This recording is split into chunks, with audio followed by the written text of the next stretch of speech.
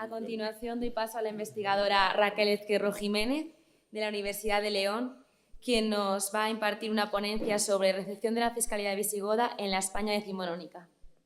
Bien, buenas tardes a todos los presentes. En primer lugar, agradecimientos al conjunto de los organizadores y a los asistentes por su presencia en esta emblemática sala de conferencias. Voy a pasar sin más dilación a la lectura de la ponencia para no perder más tiempo. Bien. Los episodios acontecidos en el occidente europeo tras la disolución política del Imperio Romano desde comienzos del siglo V han sido objeto de un denso debate en cuanto a su naturaleza y repercusiones, puesto que el nivel tan vertiginoso y profundo de los cambios en este lapso temporal marcaron el fin de una era. Las iniciativas historiográficas de las últimas décadas han profundizado en el análisis de un marco cronológico y geográfico con carácter propio, emprendiendo una revisión del conjunto de argumentaciones unívocas, generalistas y basadas en la alteridad de los conceptos de ruptura y continuidad que canalizaron las líneas de investigación y los discursos sobre la antigüedad tardía durante gran parte de los siglos XIX y XX. Sin embargo, las investigaciones peninsulares mantuvieron durante gran parte de estas centurias un relativo aislamiento y siguieron una evolución propia. Evolución que es clave analizar en sí misma para comprender el impacto indeleble que han tenido en las diversas tradiciones y tendencias de aproximación a los estudios sobre el periodo. La siguiente propuesta pretende analizar el rol que desempeñaron los estudios y las premisas sobre la fiscalidad de época visigoda en las largas genealogías institucionales que engarzan al Estado-nación decimonónico con las realidades orgánicas de los siglos V a VII. Una cuestión, la fiscal, que ha sido uno de los puntos de debate más controvertidos en la historiografía sobre el reino visigodo de Toledo. En esta línea pretendemos analizar en estos escasos 10 minutos o esbozar los alegatos y argumentos emitidos por los diferentes autores y tradiciones para contextualizar los discursos y crear una visión crítica que nos permita obtener esa proyección de algunas de las imágenes o conceptos vinculados a este complejo proceso. El punto de arranque de la investigación moderna sobre la fiscalidad visigoda puede remontarse al siglo XIX, momento en que los estudios sobre la época vivieron un momento de expansión en la península. En Europa, tras las guerras napoleónicas, el Estado-nación emerge como el paradigma político, económico y social por excelencia. No obstante, esta nueva oleada de entidades territoriales, los Estados-nación, que cobran forma en el continente, hubieron de proveerse, a su vez, de su propia identidad cultural, que reforzase la cohesión tanto dentro de sus fronteras como de cara al exterior. Por ello, desde finales del XIX se vuelve la mirada al pasado y entre la intelectualidad se busca seleccionar una serie de rasgos distintivos y momentos ilustres que sean útiles para construir esta identidad nacional. En particular, para el Estado-nación decimonónico, la época visigoda fue clave en esta búsqueda por los orígenes y la definición de su identidad. Ejemplo de ello es la obra de Modesto Lafuente y Zamayoa, Historia General de España desde los tiempos más remotos hasta nuestros días, publicada en 30 libros entre el 1850 y el 66, con una vocación positivista de buscar la verdad objetiva sobre los orígenes y la evolución de la nación. El autor, de hecho, instala la fecha de fundación del país en el famoso Tercer Concilio de Toledo del 589. En este sentido, expone el autor, pese a la existencia de españoles previamente en el territorio, fueron los visigodos quienes crearon España como nación, dotándole de unidad territorial, religiosa, institucional y jurídica, y por lo tanto poniendo las bases esenciales del Estado. La búsqueda por los orígenes de España y su singularidad se fortaleció en las décadas siguientes. Otro ejemplo muy paradigmático es la obra de Menéndez Pelayo, Historia de los heterodoxos españoles, publicada en el 1887, donde expone nuevamente el concepto de unidad de la nación en base al pacto entre Iglesia y Estado que se configura en tiempos de Recaredo. Esta tradición decimonónica no es sino deudora, voy a incidir muy brevemente, de una serie de postulados míticos y simbólicos sobre la época visigoda, generados a su vez por diversas entidades políticas a lo largo de la historia de la península ibérica, desde el medievo hasta la contemporaneidad. que tuvieron diversas expresiones políticas, artísticas y literarias. Así, por ejemplo, ya en los siglos VIII y IX, los reinos cristianos del norte peninsular se definen como los sucesores y herederos directos del reino visigodo de Toledo tras su colapso. El mito gótico también fue clave en los postulados de los reinos de la Edad Moderna. De hecho, territorialmente, las aspiraciones de la restauración del reino gótico católico se mantuvieron vigentes hasta la conquista del reino de Granada en el 1492 por parte de los reyes católicos. Volviendo al siglo XIX, esta búsqueda de las raíces pretendía conectar las nuevas realidades nacionales con los principios más esenciales del espíritu del pueblo, o Volksgeist, el concepto alemán.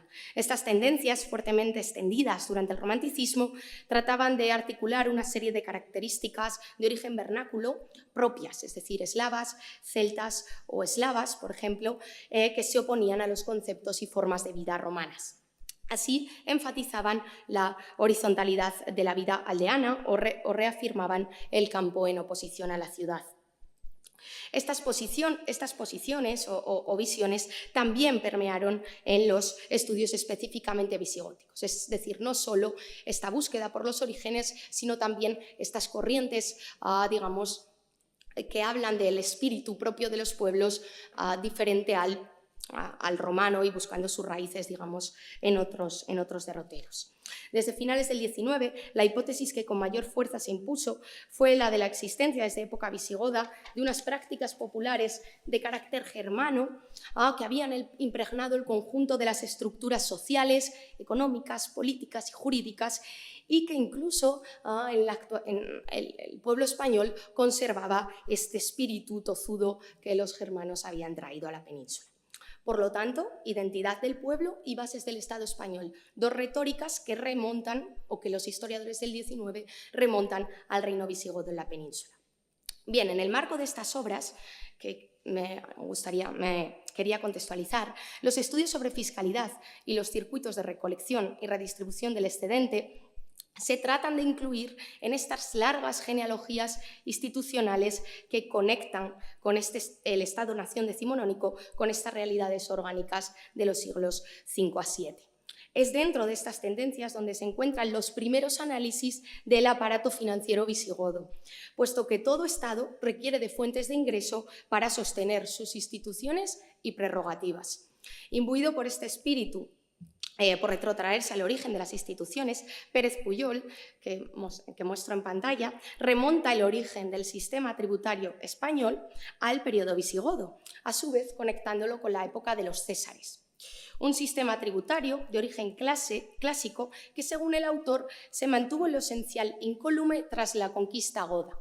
Citando a Pérez Pujol, el rey sustituyó al emperador como César, necesitando de recursos para las larguezas a las que le obligaban su ambición y las verdaderas necesidades de su gente.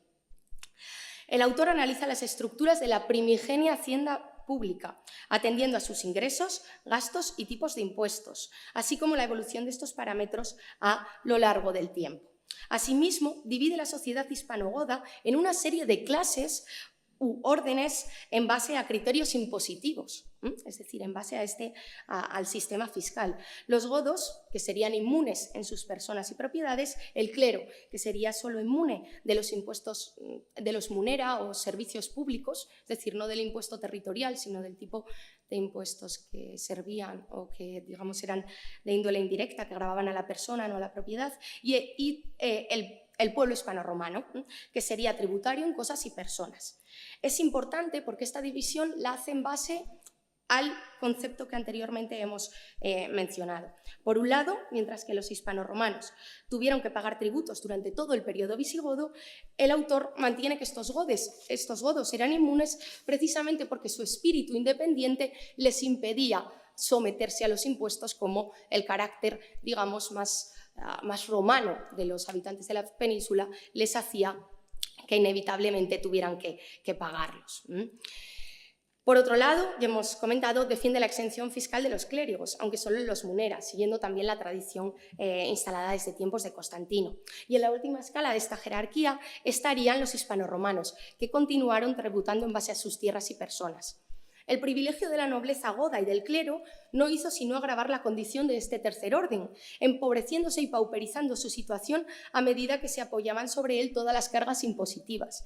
Pérez Puyol indica que esta desigualdad se proyectaría hacia los siglos medievales, catalogando a los villanos y pecheros como los hijos de los posesores hispano-romanos que ya formaban una clase, el tercer orden bajo los godos, por lo tanto, tratando de generar estas largas genealogías institucionales y que a su vez explicarían las desigualdades no en base de criterios críticos, sino en base a estos criterios ideológicos.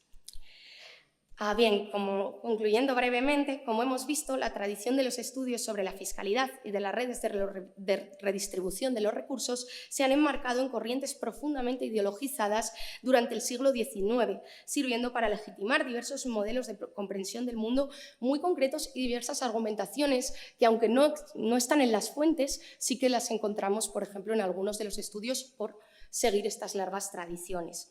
Siguiendo el planteamiento esbozado por los autores decimonónicos, si los orígenes del Estado español se remontan a tiempos del reino visigodo, también las estructuras de la primigenia hacienda española necesariamente del país debían retrotraerse a esa realidad, pese a los anacronismos que pudieran suscitar.